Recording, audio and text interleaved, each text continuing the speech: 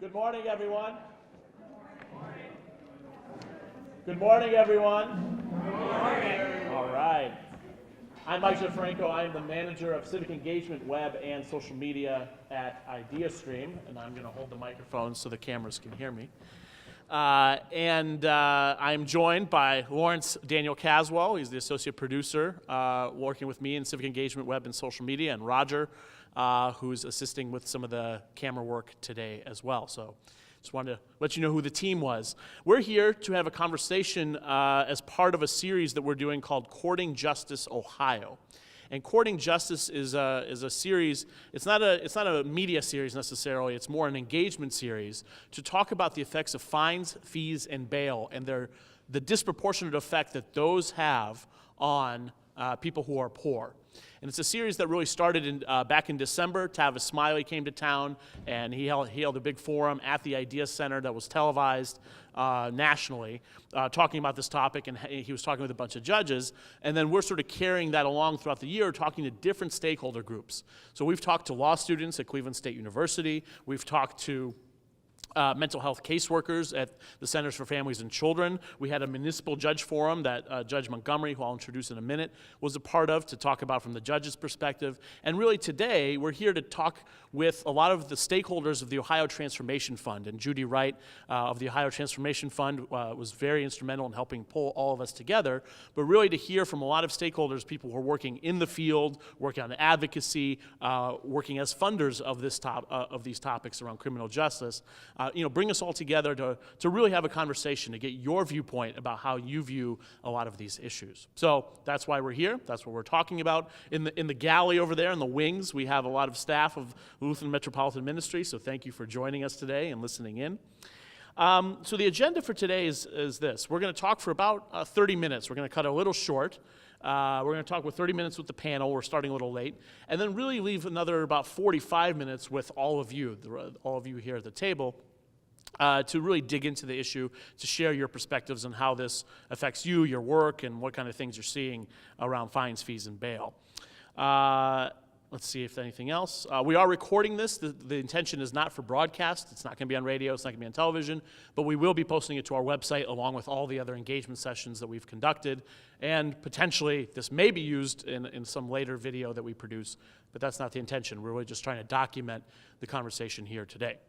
So with that, let me introduce our panelists. And panelists, by the way, when you speak, please do hold the microphone, as I am doing, because that's the only way the camera is going to hear you. Otherwise, you'll just be...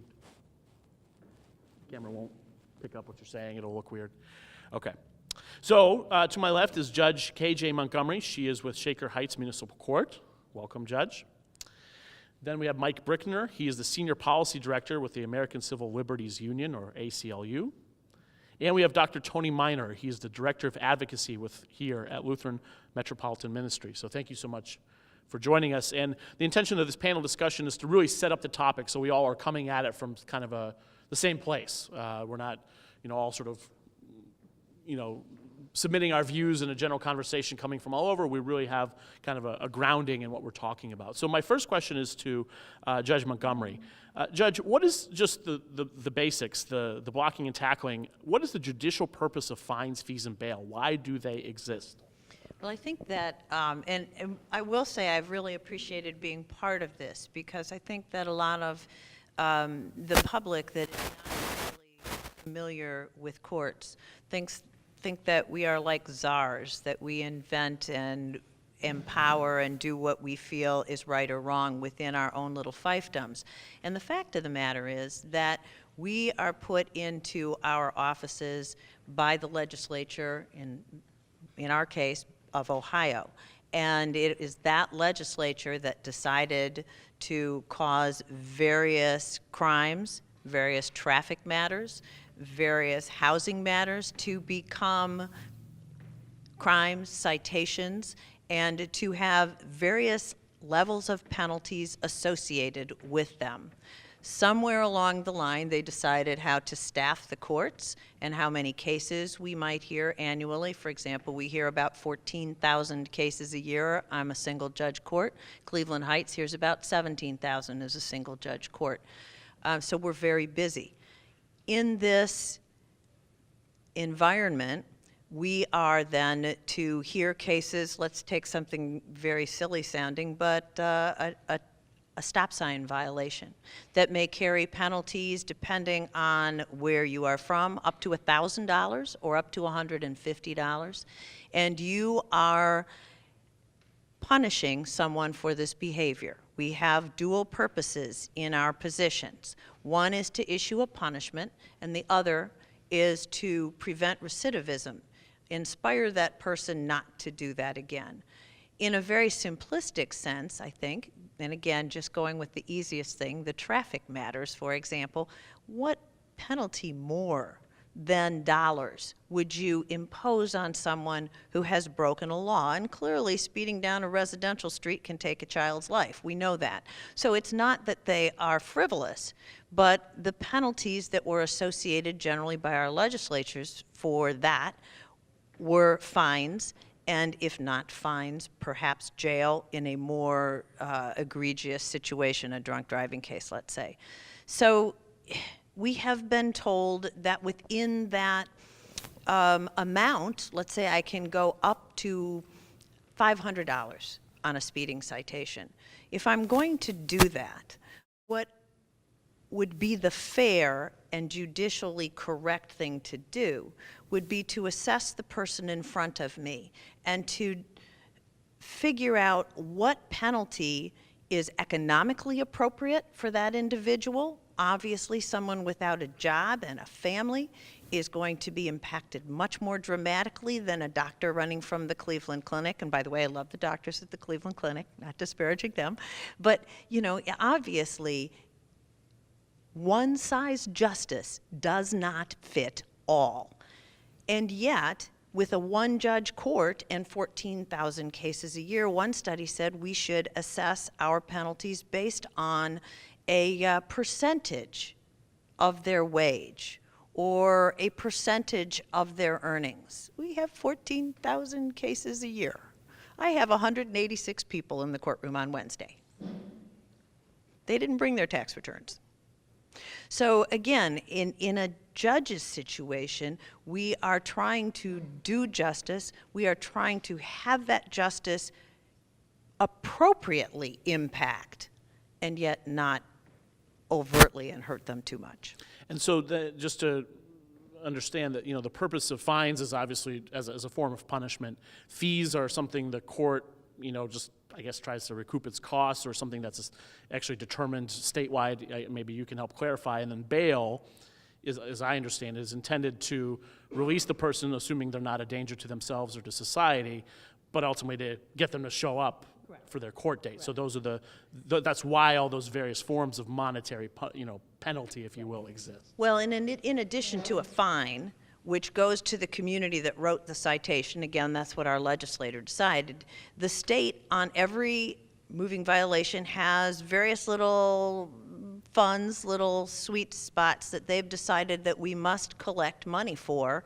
We must collect $43 on every ticket that goes to the state of Ohio for various programs.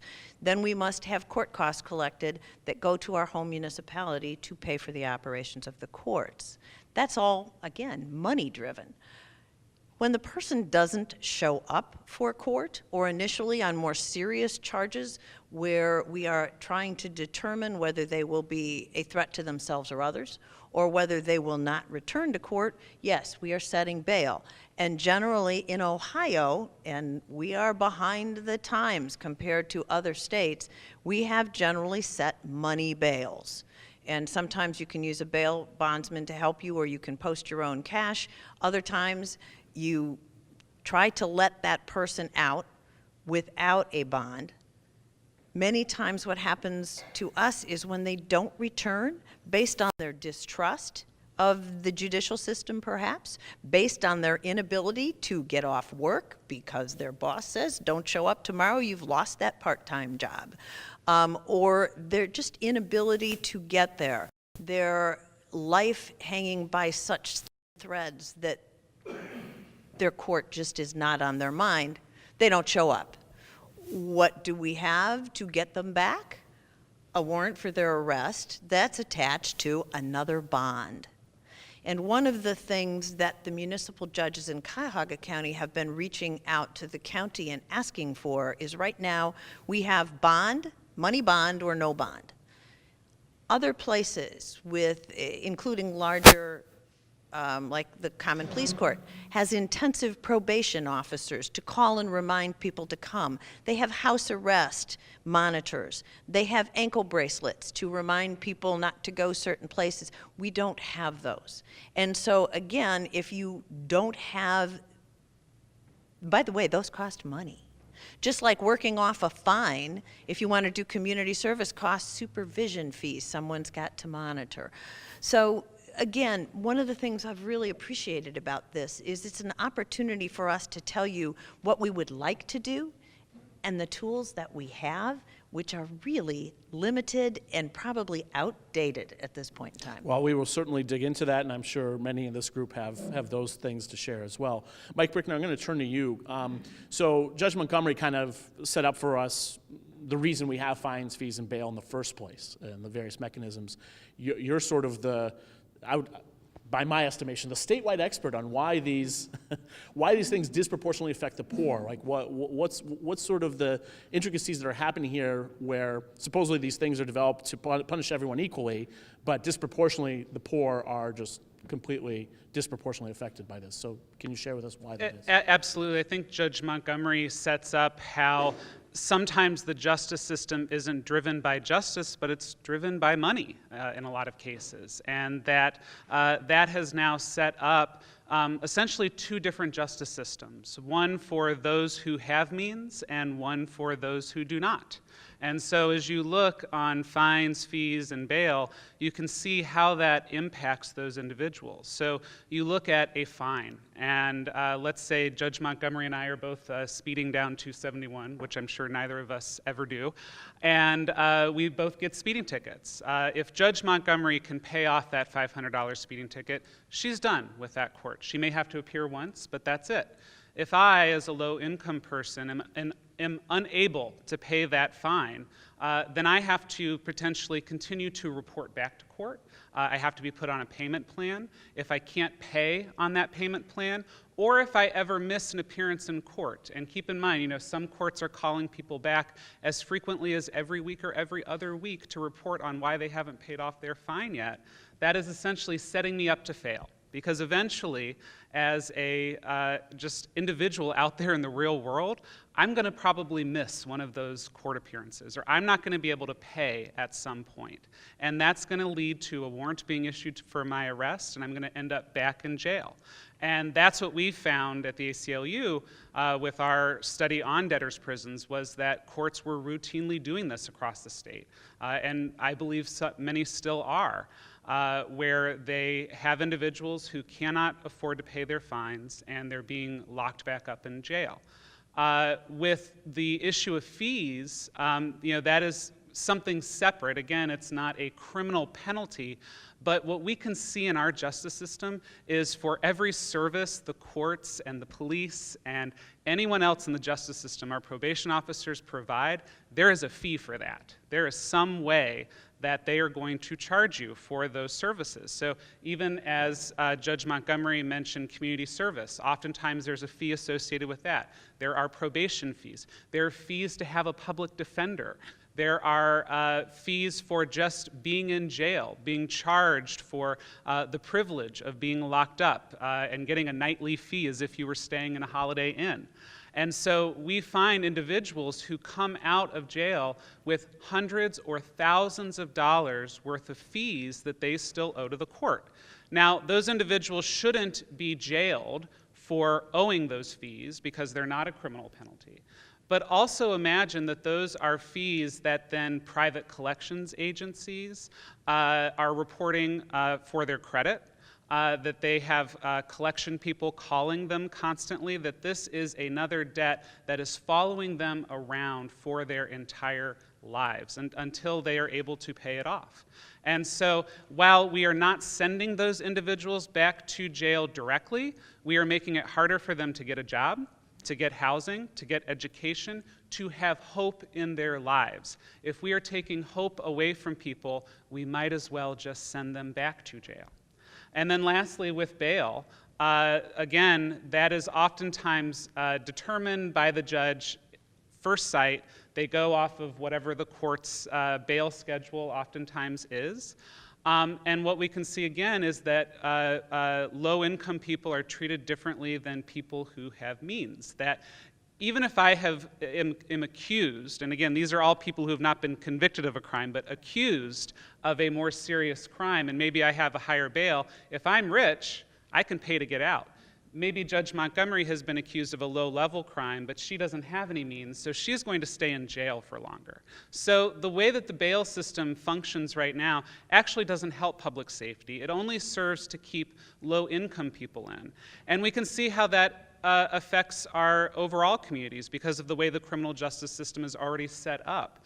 If we look at racial disparities, nationwide, African American men are 35% more likely to get a higher bail than white men.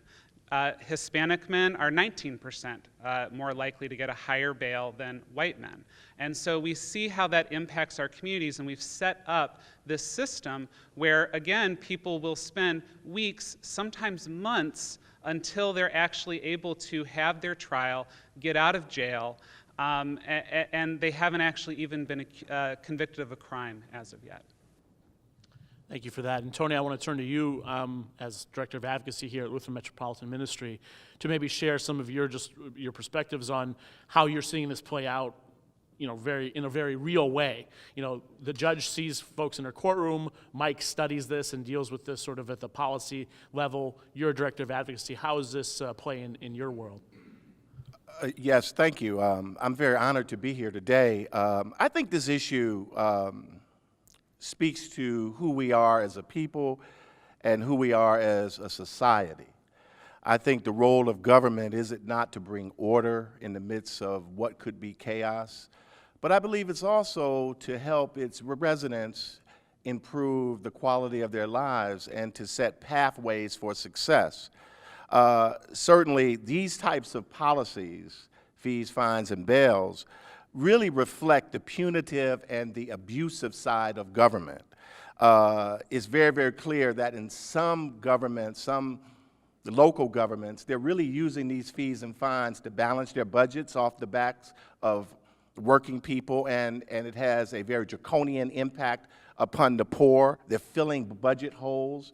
As been indicated, it's not really, they're really, in some instances, not designed to really improve society, but it's about raising money. And that speaks to a very abusive, immoral aspect upon our society. And it does, in fact, impact the poor and working class people in a very, very powerful way. If you take, for instance, that young person, that person's trying to turn their life around, and then they are impacted by some previous offense, or they're stopped for some traffic violation. Here's a person that has just got a job. They're either staying at a shelter. It can impact their housing, impact job loss. In the long run, it doesn't help society, but it causes more burden upon society. From health appointments, really impacting their finances. There are instances of people who are asked and in some ways forced to file bankruptcy. This is a horror in our society, and it does not in any way improve the quality of life for any of us. It really makes things worse. Our perspective as an advocacy organization, or an organization that has a very strong advocacy focus, it's in response to what we're seeing. And we think this is a really wonderful advocacy event, activity for all of us. I think it's something that we can certainly win on, and we are winning. The thing that we have observed is that most people who are aware of the positive impact of this issue and the things that we're doing, it's really carried by professionals and even professional advocates. But the everyday person, the person who are impacted most by this, is really not aware that this change can occur and that change is occurring.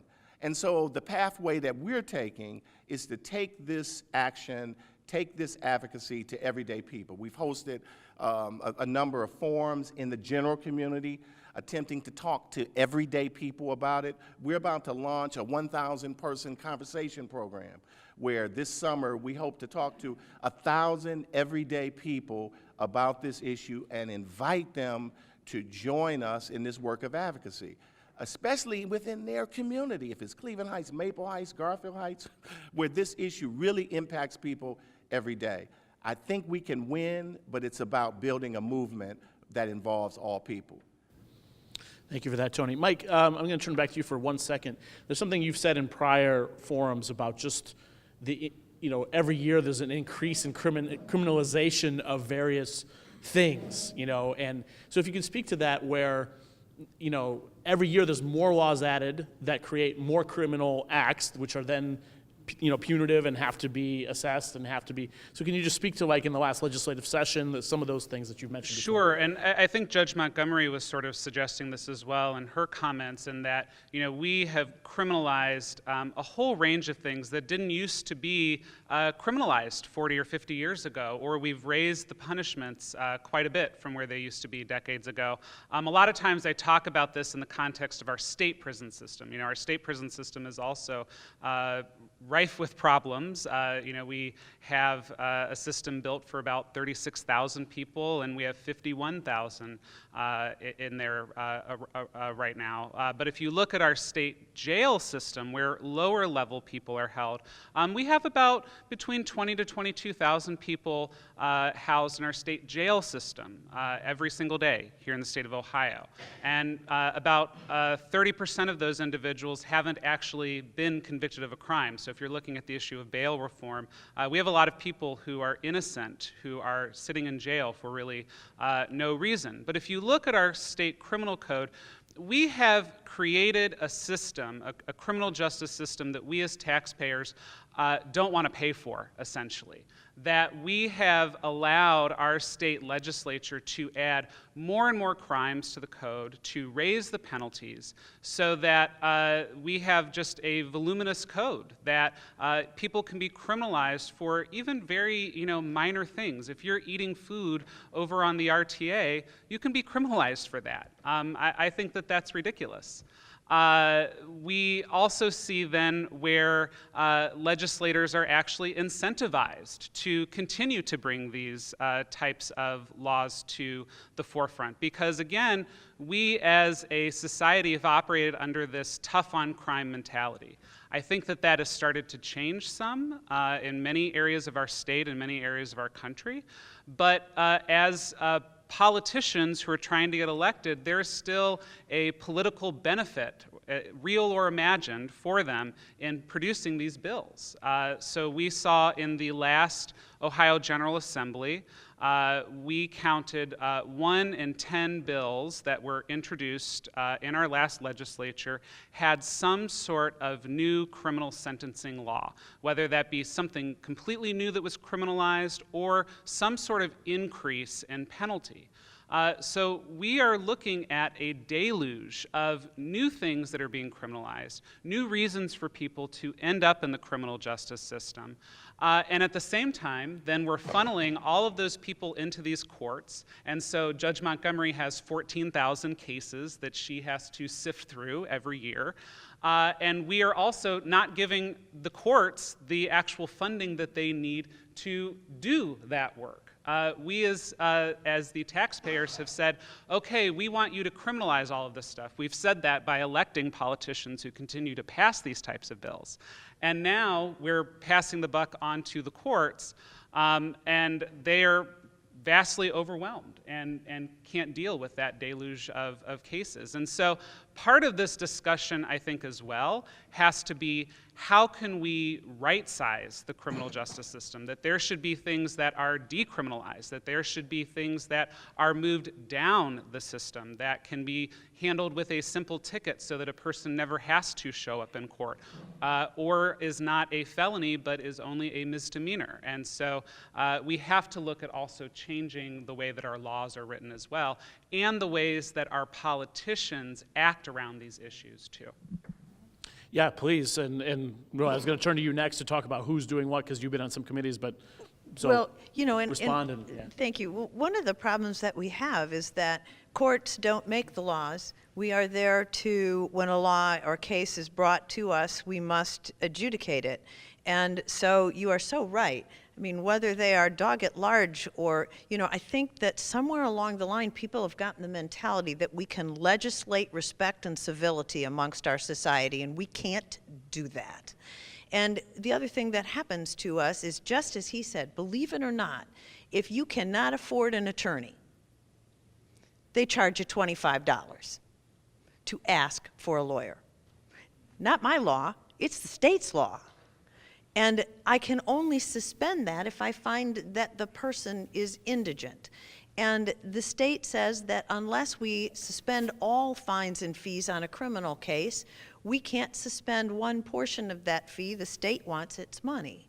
So we have a state that's also looking under every stone for money. They're taking it from the municipalities. The municipalities then that have to fund the courts don't want us to spend extra money because they're broke too. They're fixing potholes and sewer systems and everything else and trying to hire fire and police and health and that sort of thing. But they don't want us to run at a deficit. We are costing them money. And if we need people to help, drug counselors, etc., someone's got to foot that bill. They're not volunteers. So you find that many times, and I couldn't agree with Mike more, we're missing the legislature here. We're missing the component that is forcing our hands to do certain things. And again, justice is not going to be a piece of paper that says this is a crime. It's just not going to work.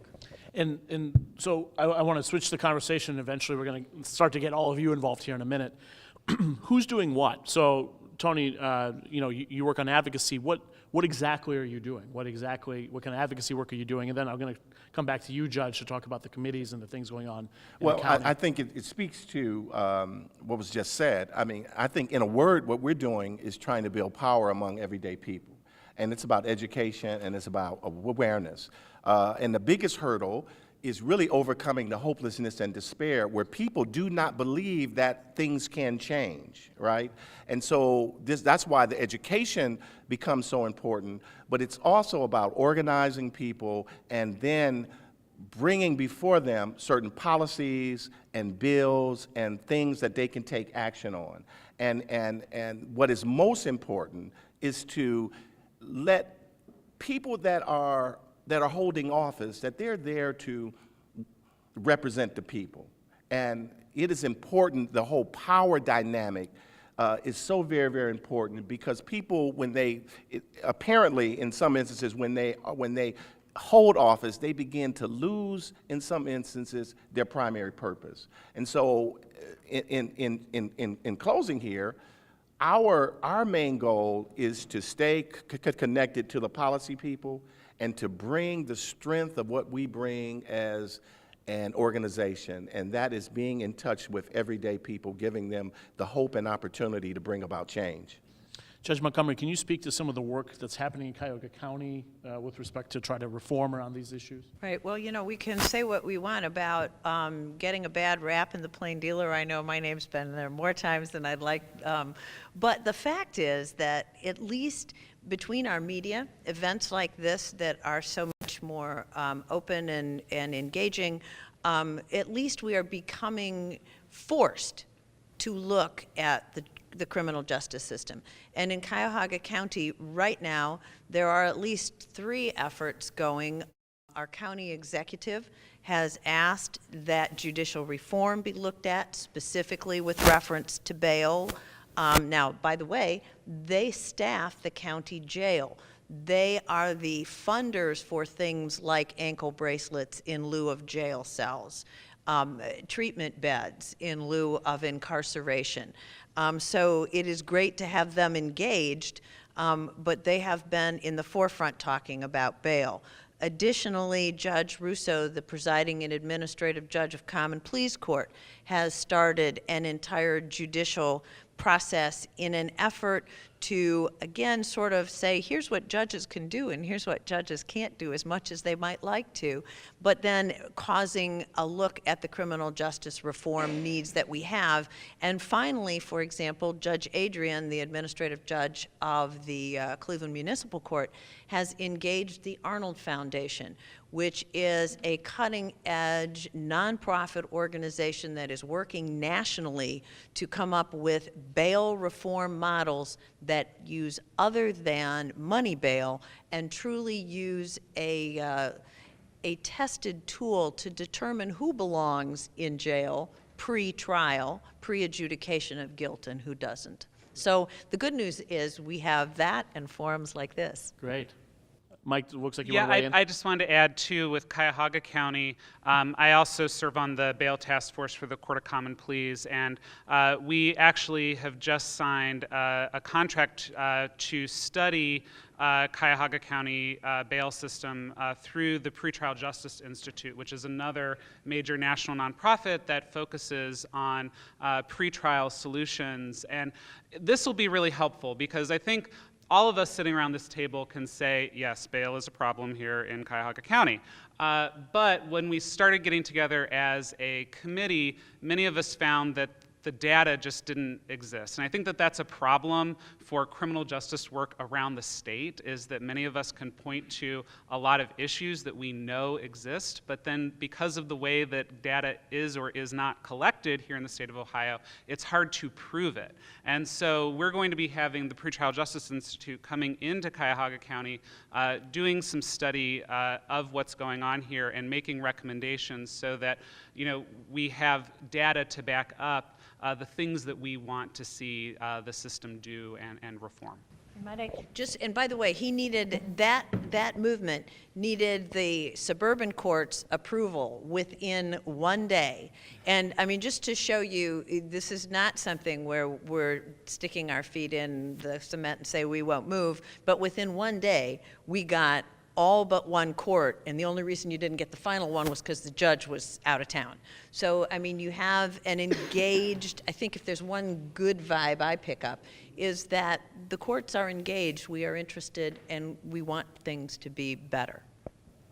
Yes, I was going to add also that we've been working closely with Judge Russo and Adrian, especially around this risk assessment tool, and really trying to both push them and support them to really get this thing implemented, get it finalized. And, you know, we've been around long enough to know that there are so many good ideas that never have really taken fold. And so that tool becomes so very important. And also, as Ron Adrian talked about, the fact that in some ways these judges are locked into a set order as far as bail is concerned, and not having the sense of the latitude to be able to determine whether or not this person is at risk. We're also on a state level been working very closely on this SB 66, which in some ways gives judges more latitude to deal with persons who violate parole and probation. But really looking at how did that non-violent offender even end up with a case, and in some instances it's because of these fines and these fees, inability to pay, and so once again the main task is to try to link people to real policy and to try to fight for change and change now. Great. So we want to turn it to all of you now, and we're going to send one microphone down that way, one microphone this way, and then we'll kind of share 2 microphones up here. And I'll set up the questions in a second, but just really quick process. We don't have time to introduce each other. Well, I mean, we could spend the rest of our time, hi, I'm Mike, I do this, whatever. So if you could do that in the context of what you're about to say. So in other words, if you have something to say to respond to one of my questions, you'd say, hi, I'm Judy, I'm with the Ohio Transformation Fund. The Ohio Transformation Fund is a funder of criminal justice reform issues. And my thought on blah, blah, blah is, does that make sense? So quick introduction of yourself, quick introduction of what you do, and then your comment. So we can sort of hammer all those things out. And you only have to do that once. Obviously, you don't have to keep doing it every time you speak. Make sense? Cool. So if we could send one microphone down that aisle, and I'll send this one down this aisle. And so if you have, just kind of raise your hand if you have something to say. But my first question is, for this group, since all of you are involved in this work in some way, whether you're a funder of these initiatives, whether you work directly with people coming out of the system, or people going into the system, or whatever the case might be, or whether you're working at sort of the policy advocacy level, or you're a judge. What is success to this group like? People who work on this issue, what is success with respect to greater equity in the justice system look like? What is, if we had a perfect model today, what does that look like? And then from there, we're going to go on to, well, what progress are we making, and what barriers do we still face? But don't answer those questions. Really, let's try to think, what does a perfect system look like to you? Obviously, probably less incarceration in the first place, I would imagine, but Shakira. Hi, I'm Shakira Diaz. I'm the Regional Director for the Alliance for Safety and Justice. In the view, we can't deny that the sole purpose really should be of the justice system is to ensure that there are safe communities. And what we have going on here, as well as across the country, is that we have efforts and practices underway that undermine safety. The very communities that are most harmed by violence are the ones that are least invested in. That's across the board. What we don't have are ways to ensure that victimization does not continue to happen in communities. We conducted the first ever national survey of crime survivors in this nation. And what we learned from crime survivors, the constituency that we don't often consult before we pass laws, is that they want whatever happened to them not to happen to anyone else. But they also really want to see more investments in a number of things, including job training, rehabilitation, treatment. We can't deny that this state alone needs much more resources when it comes to treatment. We lead the nation in opioid epidemic and deaths. But we also lead the nation in incarceration. We have the fourth largest female prison population in the country. We beat out, just recently, New York and Georgia in being the fourth largest incarcerator of human beings in this country. But we still, if you look out this street right here, you can see despair, you can see a number of different ways that systems have failed. But we thrive in this area as far as justice, as far as the growth of the justice system. We invest a lot of money in the justice system, right? We are requiring everyone who lives in this community to invest in the justice system. What we're not doing is investing in safety and ensuring that those who are most harmed get the help that they need to avoid the justice system altogether. Great. Something Shakira did intuitively, but I should mention, the cameras are over there. So if you're talking, kind of look that way. Don't look at me, because then it's just shooting the back of your head. So she intuitively did that, but just as you make your comments, it probably doesn't feel natural, but kind of look that way. So any other thoughts? What does a system, a good system look like for punishing those who deserve punishment, but also making sure that it's equitable, across the board, that it isn't simply based on your ability to pay?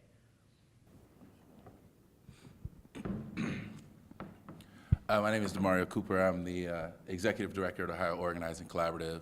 And I would really agree with a lot of what Shakira was saying around, like, how do we produce a system that actually thinks about people first? And that thinks about how do we produce safety instead of how do we mete out punishment? And I think inside of that, when we think about a perfect system, that system would also correct some of the historical problems that we've experienced with the court system, particularly around race and class. I mean, it was already brought up that, 35% of African-American men were more likely to get a higher bond or a higher sentence. I think that speaks to a lot of issues that are underneath just those bonds. Like, there's a lot of implicit biases that are happening inside of the court system that we need to correct. And that we need to be honest about when we deal with how we're going to create a justice system that actually can hold people accountable, but at the same time produces safety and is concerned with how have communities been historically traumatized by different policies that have been created, and how that trauma plays out in this mass creation or this deluge of laws that are being created to criminalize more and more people inside of the community. So if we're not dealing with the history of that, the history of the trauma of that, and how that trauma continues to kind of keep playing out and replaying out inside of our communities, then we won't get to the type of criminal justice system that we really want.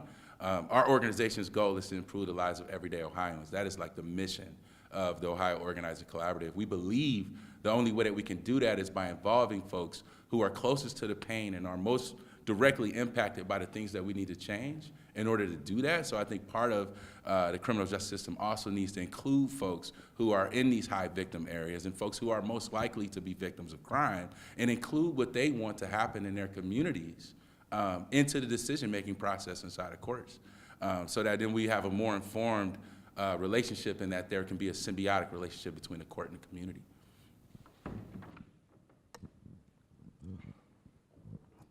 My name Will Brown. I'm one of the Lutheran Metropolitan Ministry Advocacy interns, and most of the work that we do has been funded by the Ohio Transformation Fund. And I'd like to thank the panelists for bringing a wider view. Bishop Minor spoke about the biggest hurdle that people have to overcome is hopelessness and despair. And that kind of goes right along with what DeMario said. After years and years of institutionalized racism and discrimination based on finances and where you live, and people don't think that things will change. So when the question was first asked, what do we do? I was thinking to myself, maybe you don't want to ask me that, because I think maybe you should burn everything down and rebuild it from scratch. Not literally, but start over. DeMario made a good point about the people that are impacted the most. Those are the people that need to be, if not on these committees, are sitting up here, but they should be the check for the people that are in power and that are making the laws. The judge talked about that we can't legislate respectability in our society. That's absolutely correct. People are going to be who they are regardless of what the law says, regardless of what the book says. I mean, and that's evident by the decline of faith-based organizations in our communities. People don't turn to those anymore. People more try to do things on their own. And it's time to take it back. Let these people in these communities know that we are a voice for you. We are speaking for you. Dr. Minor talked about going out in the community, this 1,000 Conversation Initiative. And that's one of the things that we're going to, I plan to be a part of it. You know, I'm going to take my suit jacket off. I'm going to put me a regular shirt on. I'm going to put me some boots on. And I'm going out here and I'm letting everybody know, hey, I feel your pain. Tell me what's going on. Let me be the mouthpiece. And I will show you how to be the mouthpiece. That's the only way change is going to be facilitated. If the people that's in power and the power to be think nobody cares, or if they see the same old people always being the mouthpiece, nothing is going to happen. But once the community moves in mass, then there will be change. Once that person stands on 117th and St. Clair says, look, all of us up here ain't smoking crack. All of us up here ain't selling drugs. Some of us are going to school. Once they step up, the places that are hardest hit, then there will be change. Because the reality of it is, you can't squeeze blood out of a turnip. So what happens is people end up sitting up in jail for long periods of time because they don't have the money. Thank you for that, Will. Marcia, I think you had some comments you wanted to make. Oh, thank you. Hi, I'm Marcia Egbert with the George Gund Foundation, and we've been privileged to be involved in supporting criminal justice reform efforts in the state, both through the foundation directly and then as a partner and member of the Ohio Transformation Fund, where we've learned a tremendous amount from our partners in this work, including most of those who have already spoken. So I have such respect for what was already said here and just wanted to add a couple of things. One being that unlike the work in the adult system, Ohio actually has had a recent history of being genuine national leaders in juvenile justice reform that I think offers some really important lessons around how we move towards decarceration and use other tools in the box that could be analogous to how we've used fines, fees, and bails in the adult system. And so, for example, Judge, you talked about the way that we use these penalties now in ways that sort of fund, really from a monetary standpoint, whereas what we've seen in moving in the juvenile system to a genuine risk-based assessment of what a penalty or a response from the justice system can be.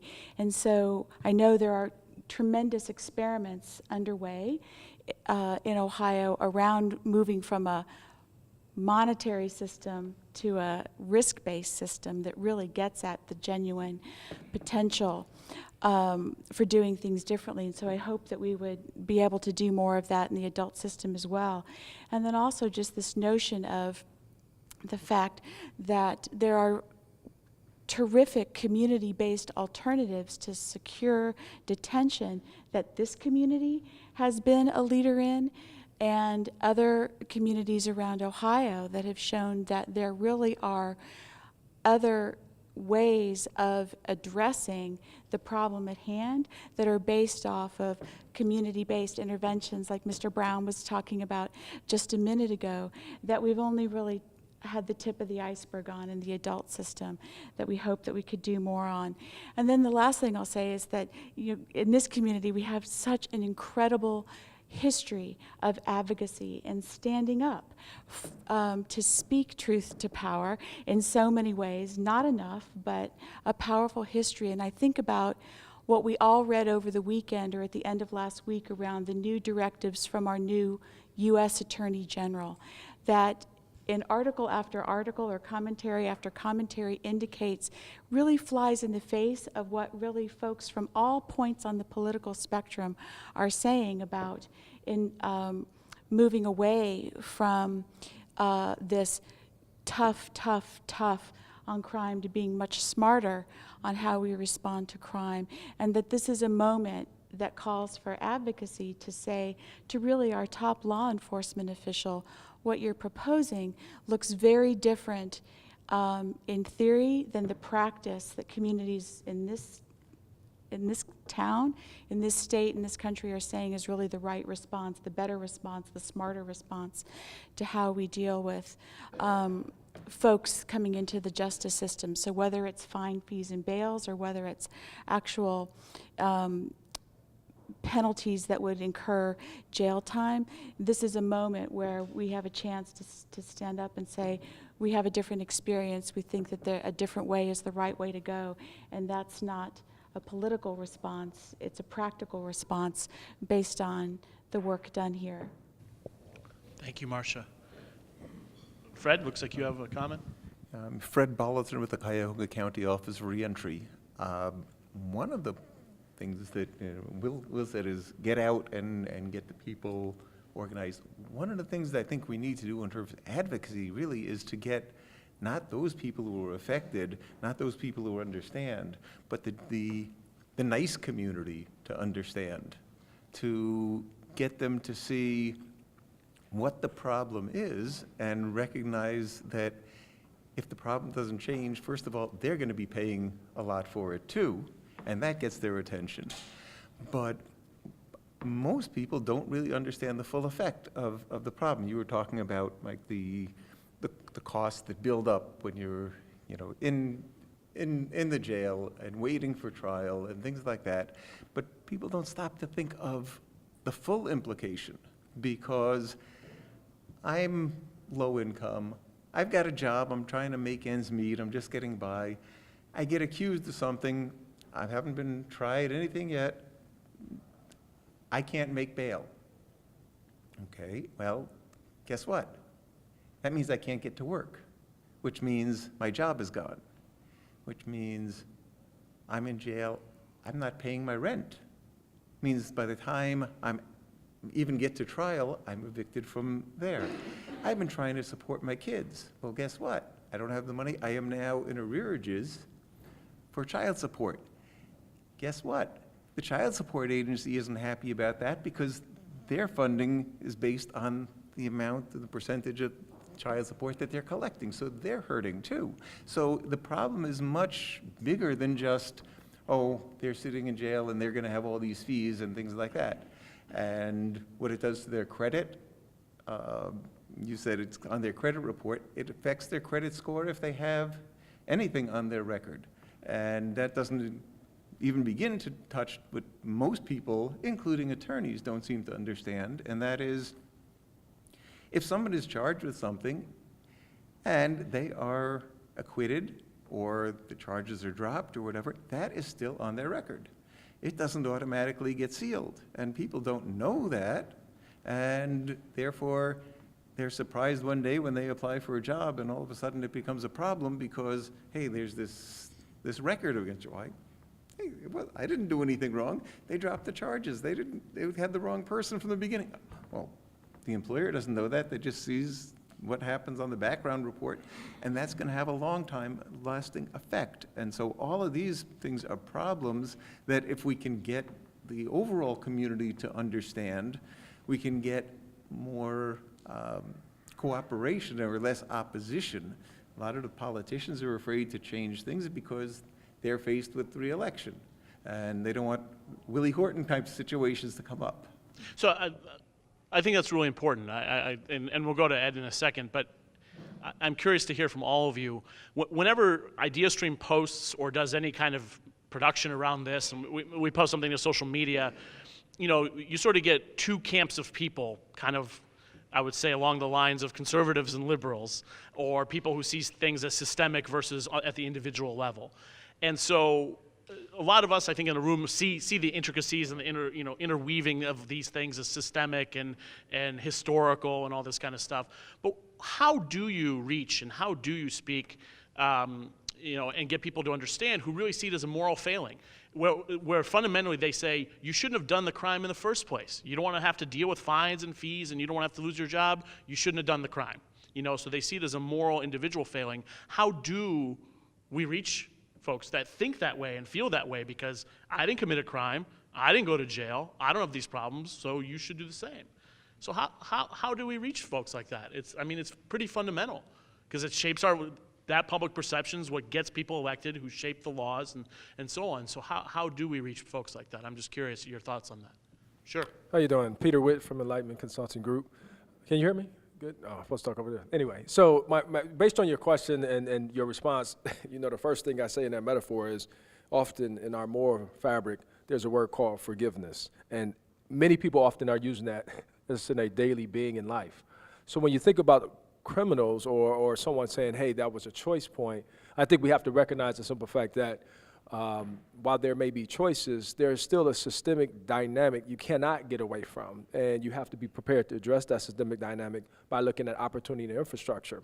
Now, I kind of want to stay to your question around individual choice. The question is, what are the individual opportunities within the choice that I make? What are the individual resources that I have within the choice that I make? So if those are very limited, then it also limits my opportunity in terms of how resources may come in and what I can do to support myself. Excuse me, and forgive me, by the way, I'm not sick, it's our allergies. Going back on track here, if I could manage myself within a criminal justice system. So, I don't want to take away from your question. I know you shifted right before I had this, but I do want to say this. We're the individual choices with those in power to be more egalitarian. I think we're missing a bigger point in terms of just the state of who we are as individuals and how egalitarian or where is our humanity in this process. And I think that we have to be prepared to look at those questions and provide a more pliable or flexible system that supports individuals in situations where we may see a diminished choice or a choice that we don't deem to be appropriate. But most importantly, we don't look at the fact that their choice is limited by opportunity that is limited. Let me say that again, because I meant that. Their choice is limited by opportunity that is limited. And just to be clear, that it's a great response to the question, but it was really, what can we do to inform people who think that it's as opposed to what do we do to get around the individual choice or modify the choice. I'm not so much talking about that. I'm talking about the folks who believe that it's the individual's choice. How do we reach them? How do we change their perception? How do we get them potentially to see things in a more systemic way or not? It's just. Well, I'm going to say this now, very brief, and then I'm going to get over here to Mr. Little here. Okay, and I'll just go back to again, Sometimes, if you want to talk about dynamics in communities or dynamics in environments, I think that's where you begin to talk about that conversation. If we want to talk about individual, I'm speaking about the individual. So if this individual happened to live in a suburban community and or have privilege in other ways, then let's talk about how that privilege is afforded them to get to where they are. Because what we have to recognize is that if in individual choice, if I am working with Mr. Little and Mr. Little is working with Mr. Witt and he has opportunity that I don't have privilege to, that needs to be paid attention to and recognized so that they can understand how choice has allowed them to move in the environments they're in, whether it be successful and or a step above someone else. Now, we're saying a step above, but what we also have to realize is the dynamic of how do you support these individuals who do not look like you, come from the same place that you come from. And what I think that is a fear-based initiative, and we have to honestly own our fears. I live in a community that allows me to go to the park and I don't have to worry or concern myself with if someone is going to do something to me, so we have to understand these fears. So we got to get down to the human psychology of the mind. We got to get down to the human spirit. And I know this may seem lofty, but these are real tabletop conversations that allows individuals to see themselves as human and neighborly and egalitarian and privileged and opportunistic and fear of losing what they may think is theirs in relationship to a group of individuals in terms of saying, oh my gosh, that's their issue. So that was my suggestion. Mr. Little may have some comments in this as well. My name is Edward Little. I'm a public policy advisor. What I do is I evaluate public policies and laws that affect us all to determine whether there are discriminatory or racial implications that impact marginalized communities. And in this conversation, I think one of the things that we are kind of talking around but not necessarily talking or speaking directly to is the fact that we often, when we talk about these types of policies and we talk about poor and marginalized communities, we speak about people as if they are not human and as if they are not here.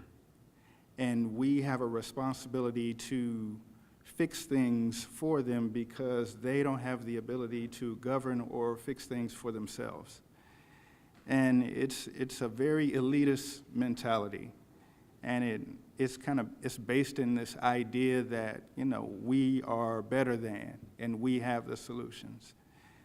And there are a lot of issues that come into play to speak to why we are in the situation and how we got here, particularly as it relates to targeted law enforcement. When you look at communities of color, marginalized communities, where we send our police and how we label those communities when we say high crime areas. What does that mean for my mother, who might live in what is defined as a high crime area? And so when she leaves her house and is pulled over by a police officer for running a stop sign, which there might be a debate as to whether or not that sign was ran or not, why is it that an individual in that community is treated different from an individual in a different community? And so when you have people who make statements about people's values, I think we have to, first of all, understand that, and Shakira addressed this, we all want to live in safe communities. We all want to live free of crime. We all want to be able to go out our house and walk freely. But we cannot look at a particular community and place a certain value on that community or take away certain values from that community based on our privilege or my situation because I am not treated that way by police. It doesn't matter what jurisdiction you go in, whether it's Cleveland or any of the surrounding suburbs, the majority of people that you see in court are going to be people of color. Now, if we're dealing with a policy issue dealing with bail, First of all, we have to deal with the issue that how come, no matter where you go, it's always poor people of color who end up in court having to address these issues and face some sort of fine or fee or bail. So how do these people even get here to begin with? And I think we have to deal with that issue because, okay, let's say we address this issue of bail, but we're still dealing with this issue of how do these people end up in the courtroom to begin? That's the initial issue. And whether they're in, and I don't want to say a particular suburb, but whether they're in a particular suburb or not, they shouldn't be targeted by the police. We have some comments here, Mike and Tony. Oh, I'm sorry. Right. Oh, I'm You sorry. can flip for it. Dr. Riggins-Earl, my professor in ethics and public policy, used to say that there are three types of responses. One is race-based, the other is class-based, and he emphasized to us pain-based. And I think that we have a tremendous opportunity with this issue and some of the issues that are going on across the country to bring us all together around a commonality of pain. In order to win, we have to widen our team. We have to bring others into the argument. And I believe that and I know in my heart that while this issue impacts African Americans in a very disproportionate way, and the pain is historical, and it is very, very painful, I do know in order to win, we have an opportunity to reach into other communities and to talk about values and fairness and to talk about their experiences in their families and how this is impacting people in all communities. And if we do not widen our table, become bipartisan, and try to influence others, this is the painful part of the job that I have, is that I know I can't win downstate if I go with people just like me. And I have to reach out and widen this table and try to find, as Dr. Earl talked about, to find that pain ethic that can bring people onto the same table. I had 2 points I wanted to make. So first, in regards to what Ed said, I couldn't agree more. I think, for instance, on the bail issue, you can see where we could go very wrong with that. It is a race issue. We can't apply a race-neutral solution to a race issue. I was just at a national convening about fines, fees, and bail, and there was a judge from Mecklenburg County, North Carolina, that's Charlotte, where they have been touted as a county that has implemented all sorts of great pretrial services reforms. They have a risk assessment tool, they have pretrial services, and this trial judge, she was speaking about the changes that they've experienced since they've implemented that. And they have seen great reductions in their population at the county jail. However, the race disparities have gone up since they've implemented it because it's mostly white people who are getting out of jail.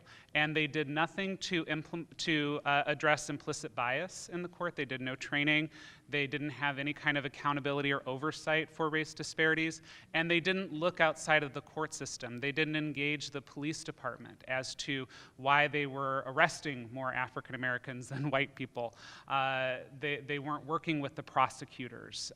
So the judge was very clear that they made a mistake going into this thinking that they should apply something that was race neutral to an issue that is a race-based issue. And so I think we can learn from that we have to always keep race at the forefront of our minds as we are implementing these, and we have to be explicit about implementing reforms that specifically address those issues.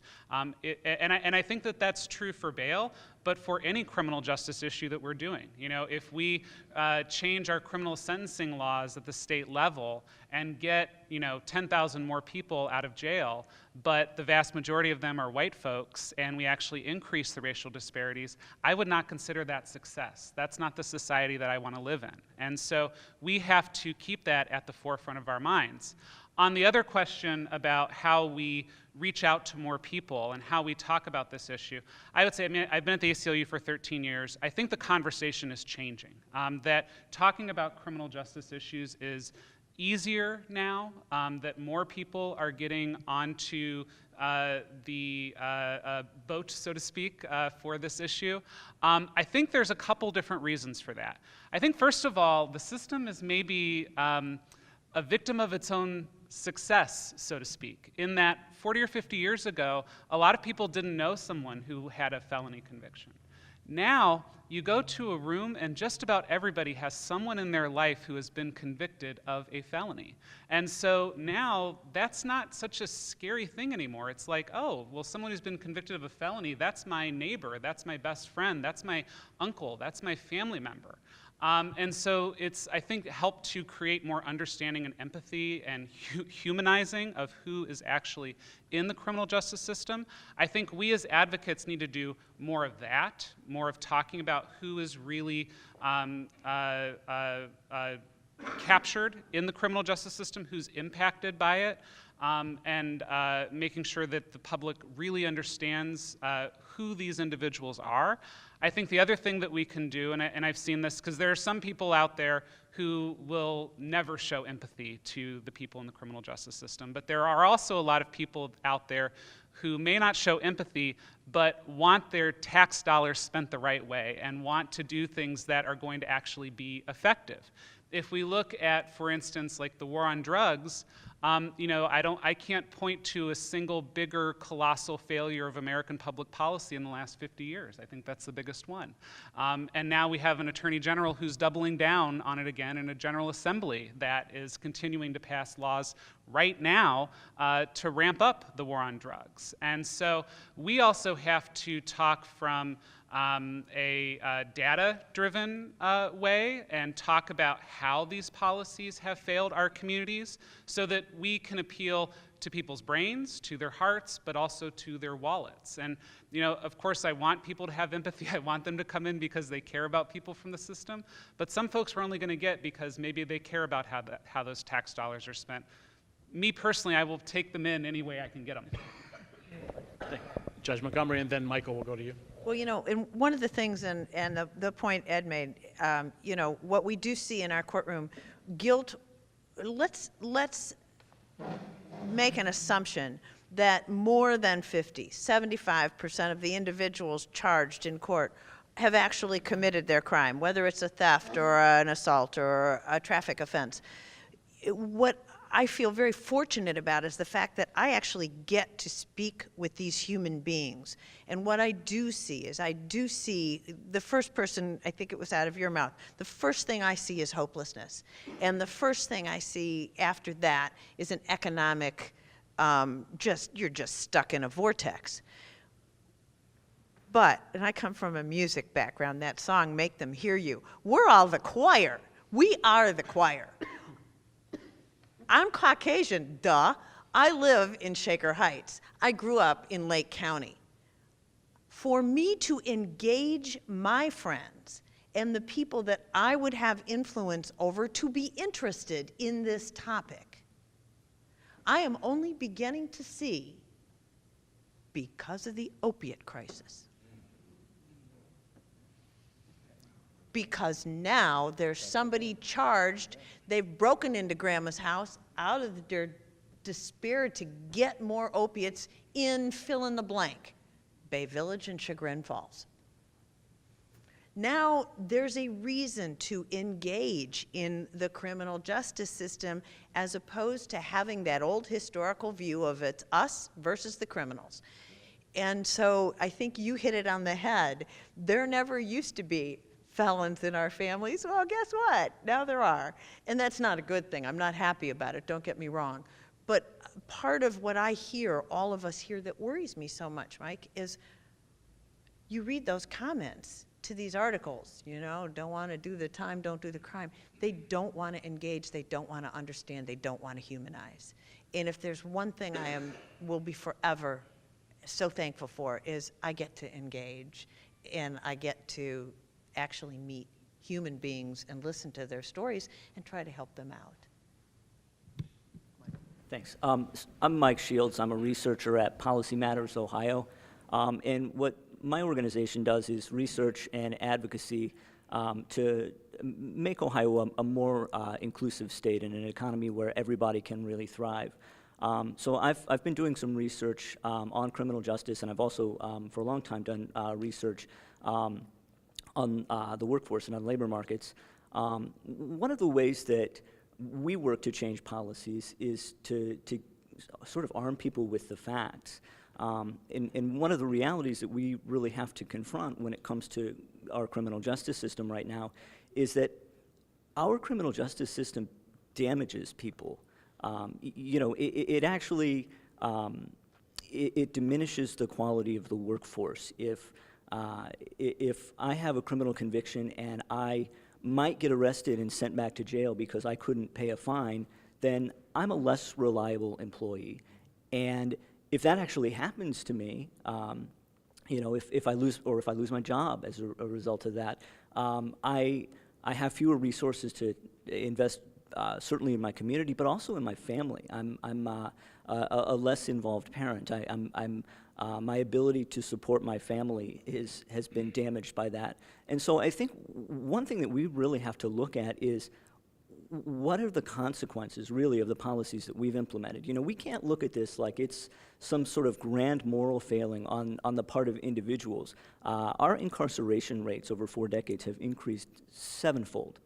And it's not because we've had some enormous epidemic in crime, and it's also not that we've prevented such an epidemic. The reality is simply that we have expanded in sort of fits and starts the amount of things that we criminalize. So it's really not an issue of morality in that sense. It's an intersection between individuals' behaviors, but it's also a lot about policy. And I think that we have to get serious and get very intentional about what our policies are meant to do and whether they're actually doing what we want them to. And I think that, unfortunately, we find ourselves falling short in a lot of regards that way.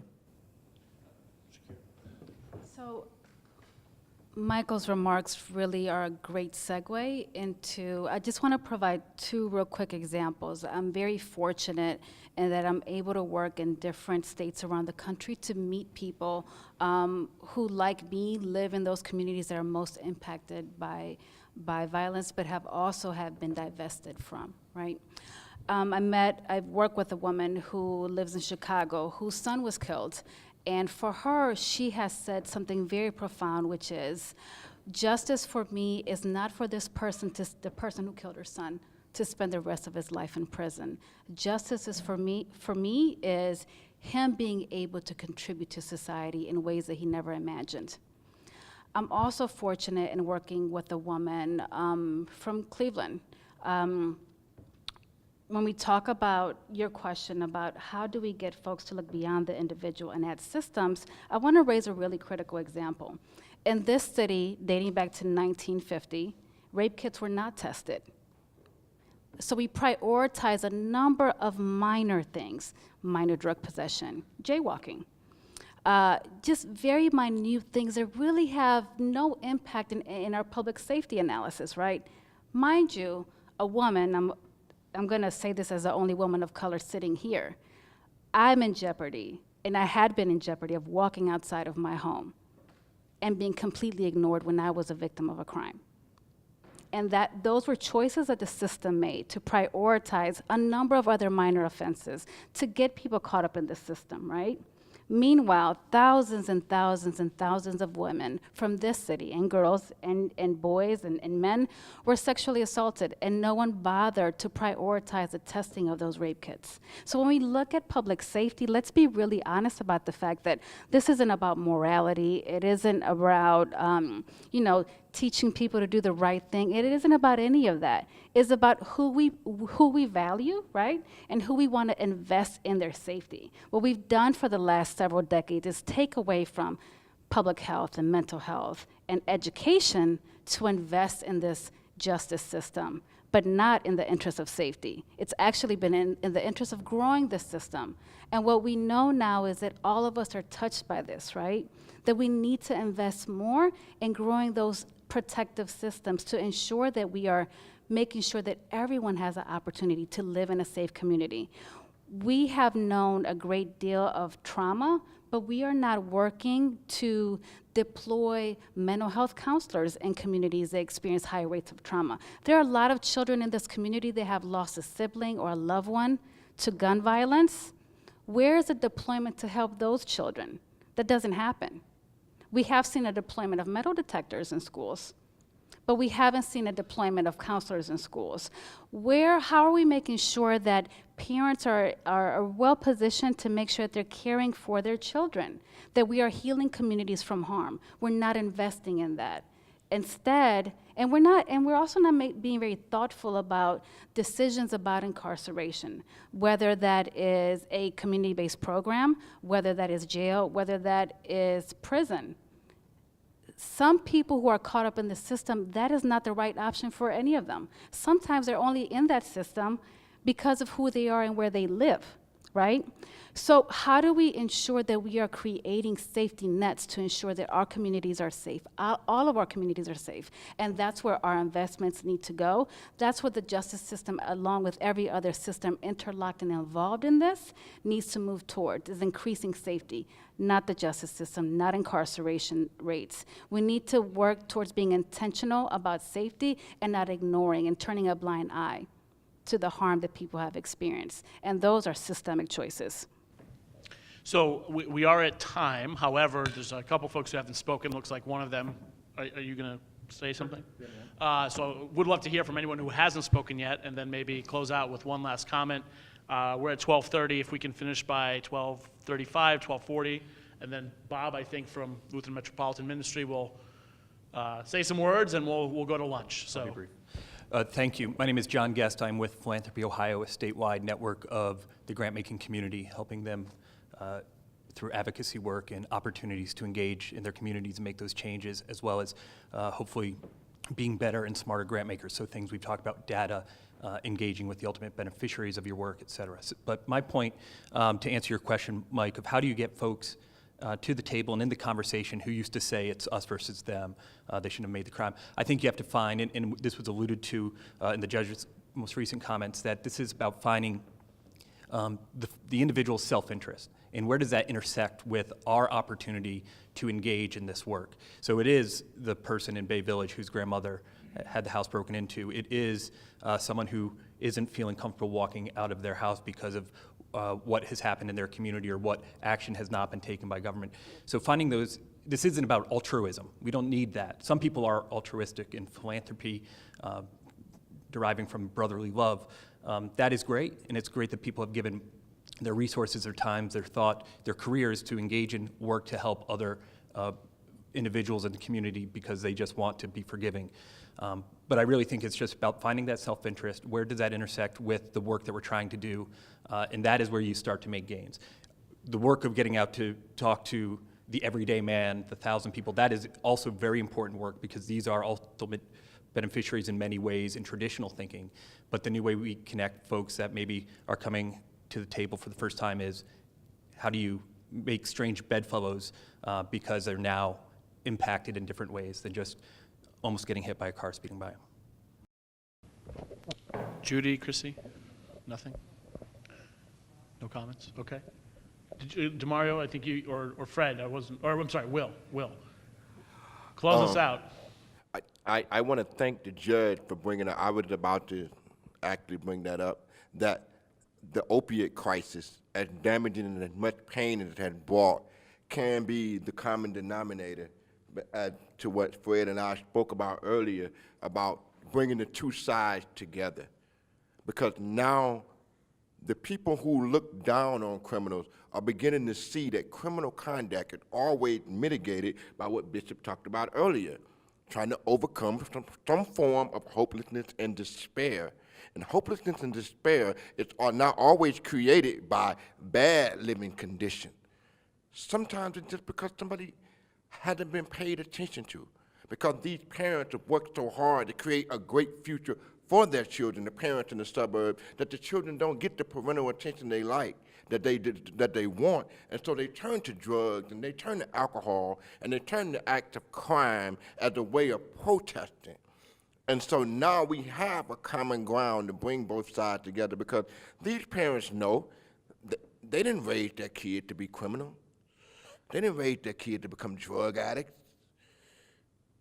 They know that inherently these are good people. So now we have a place where everybody can come to the table and they can relate. That person out there in Gates Mills can now relate to that person on East 117th and St. Clair. Let's take advantage of that. And right now, while the walls are thin, while everything is weak, this is the place where those of us can provide strength. Thank you. Thanks, Will. It looks like Peter, right, has one last comment. Yeah, one last comment. I think We're going to have one last comment indefinitely here, but go ahead. Yeah, one last comment. So just in close, not closing out, I'll let you decide whomever's doing that. But I appreciate everyone's comments, Shakira, everyone who you all value add. But I think a simple thing that we can do is not look at it as a problem to solve.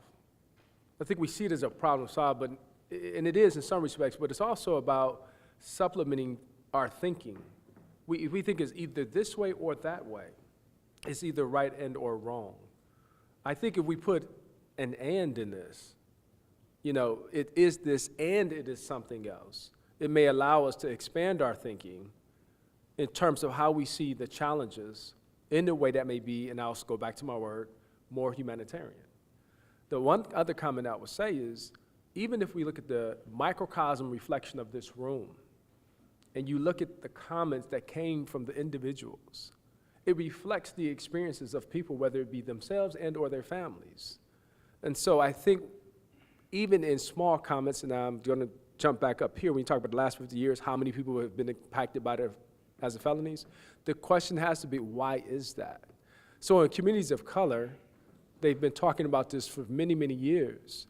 And so I would say when we encourage having this conversation, we want to appreciate the and of the other experience in a way that it is more engaging and uniting, because the threshold for patience is much, much what? Smaller. Therefore, it's what? Much more hopeless. So we got to think about and in a different way. That's my comment. Well, I think this is a great comment, and I, in the interest of time and everyone's respecting everyone's time, I think that will be the last comment. So I think it was a terrific conversation. For me, the takeaway is, oftentimes when there's a problem in society, we want to address it very directly. And I think what we heard a lot today is there's so many things surrounding any given problem that contribute to it, that those elements and aspects need to be looked at, including how do we influence public perception, especially among people who completely think in a countervailing way to us in this room. But also the many things that interlock, so the political aspect. So a lot of the fines, fees, and bail has sort of turned to the judges, like the judges are the ones, to Judge Montgomery's point, the czars, they make or break, and their decisions make or break people's lives. Well, someone set the law to make that a criminal act in the first place. So looking at that, looking what incentivizes politicians and the platforms that they run on. Being tough on crime and the war on drugs and these kinds of very political, strategic tactics, even if they don't work. So a lot of very interesting things. I think we could sit here probably another 2 or 3 hours and keep unpacking them. And I'll talk to Judy. Maybe we come back a few months from now and take another angle at this topic. But I want to thank you all very much. I want to thank our panel for being here. I want to thank Lutheran Metropolitan Ministry for hosting us. So really appreciate it. And I want to turn it over to Bob to segue us to the next phase. Absolutely. Thank you. I'm Bob Brickner. I'm the Vice President for Development and Communications here at LMN. I'm standing here on behalf of our President and CEO, Drew Gensler, who is unfortunately home sick. He was really looking forward to this conversation. Mike, WBIZ, Judy, Ohio Transformation Fund, thank you. Thanks. Good to see some friends, some of our funding partners and community partners here for this important conversation. At LMM, if you take our wide variety and range of programming, distill it down to 3 areas. We focus on housing and shelter, workforce development, and community health and awareness. And we do this through excellent advocacy work led by Tony Miner and his team. We do this by being a convener in this space and having these types of conversations and dialogue, and look forward to continuing to do that in many ways. And we do that through our programming and through innovative programs. And I'm going to highlight just one because when we depart here in just 1 minute to go upstairs and have lunch, it is this program that has made the meal that you'll consume. And this program is called Chopping for Change. And we have a program, we have a central kitchen here that produces 2,000 meals every day that go to one of 6 area homeless shelters. And a section of that workforce that produces these meals are women who are currently incarcerated at the Northeast Reintegration Center. And they're part of this Chopping for Change program.